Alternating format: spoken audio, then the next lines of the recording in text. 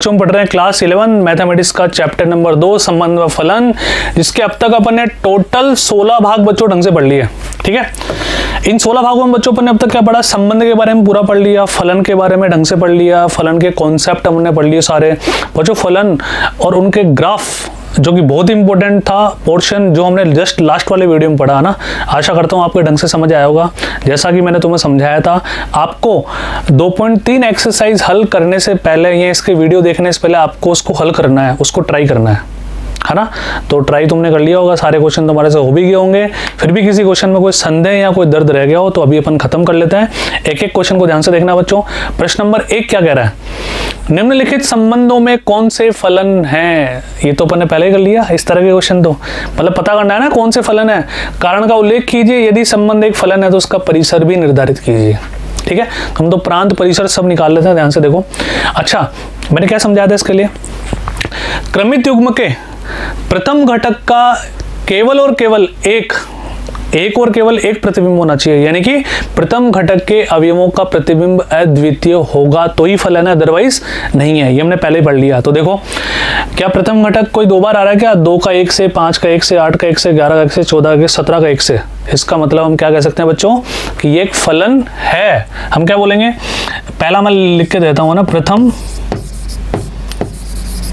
घटक है ना, क्रमित युग्म के प्रथम घटक, क्रमित युग्म के प्रथम घटक के अवयवों का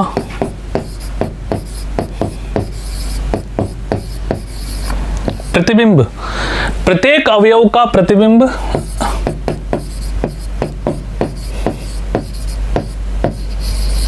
अद्वितीय है ना। ठीक है, कोई भी दो प्रथम घटक का प्रतिबिंब समान नहीं है, यानी कि हम ये नहीं कह सकते कि 2 रखने पे 1 भी आ रहा है, 2 रखने पे 5 भी आ रहा है, 2 रखने पे 1, 5 रखने पे 1, अलग अलग आ रहा है ना सबका। अच्छा, अब सर 2 रखने पे 1 आ रहा है, 5 रखने पे 1 आ रहा है, 8 रखने पे 1 आ रहा है, 11 रखने पर भी 1 आ रहा है, 14 रखने पर भी 1 आ रहा है, 17 रखने पर भी 1 आ रहा है, तो इस ये थोड़ा थोड़ा वो नहीं हो गया क्या, कांस्टेंट फंक्शन, अचर फलन। ठीक है, चलो बस थोड़ा सा दिमाग लगाया करो, है ना।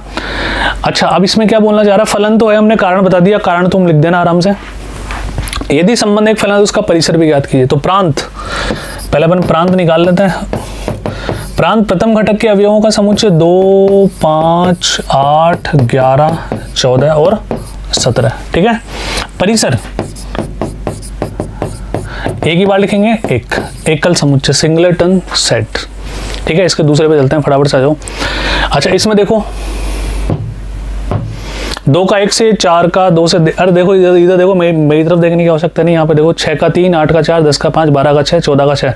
प्रथम घटक के सभी अवयवों का प्रतिबिंब अद्वितीय है, यानी कि हम क्या बोल सकते हैं कि अगर ए से बी में एक संबंध है तो समुच्चय ए के प्रत्येक अवयव का समुच्चय बी में केवल एक और केवल एक प्रतिबिंब है ना। तो वो कारण तुम लिख देना, ये फलन होगा। मैं लिख देता हूँ डायरेक्ट प्रांत, पढ़ लिए बच्चों अपन ऐसे बहुत सारे क्वेश्चन है ना। प्रांत के लिए क्या क्या लिखोगे बताओ, 2, 4, 6, 8, 10, 12 और 14। ठीक है, परिसर बच्चों, परिसर क्या हो जाएगा, 1, 2, 3, 4, 5, 6 और 7 द्वितीय घटक के अवयवों का समुच्चय क्या कहलाता है, परिसर कहलाता है। Next question 3।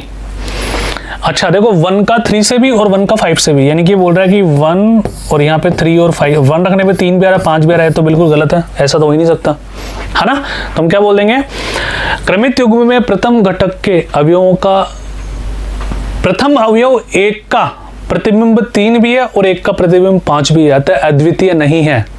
बच्चों देखो, बार बार बोलता हूं तुम्हें ना, जैसे मैं डायरेक्ट लिख दूं कि फलन नहीं है तो तुम्हें डायरेक्ट नहीं लिखना, तुम मुझे सुन भी तो पा रहे हो, मैं बोल रहा हूँ वो लिखो ना अपनी भाषा में।